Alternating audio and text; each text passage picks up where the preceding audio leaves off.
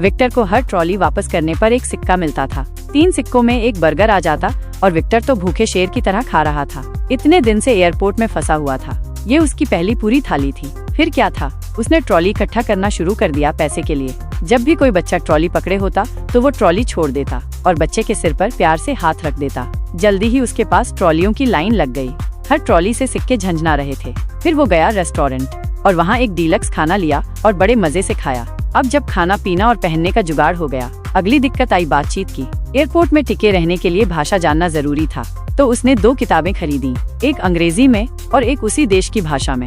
उसने खुद ही अंग्रेजी सीखना शुरू किया। एक एक लाइन करके थोड़ी देर पढ़ने के बाद और पूरे दिन एक्सपोजर मिलने के कारण वो धीरे धीरे लोगों से बातचीत करने लगा, अंदाजे से ही सही।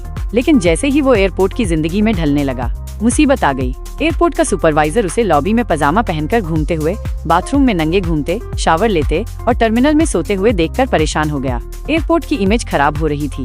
सुपरवाइजर ने पूरी जिंदगी मेहनत की थी और हाल ही में प्रमोशन मिला था, तो अब कोई रिस्क नहीं लेना चाहता था। उसने विक्टर से कहा, हर दिन दोपहर 12 बजे जब गार्ड्स की शिफ्ट बदलती है तो गेट कुछ मिनट के लिए खाली रहता है। उसका मतलब था कि विक्टर एयरपोर्ट से बाहर निकल जाए। लेकिन जैसे ही विक्टर गेट के पास पहुंचा, उसे कुछ गड़बड़ लगी।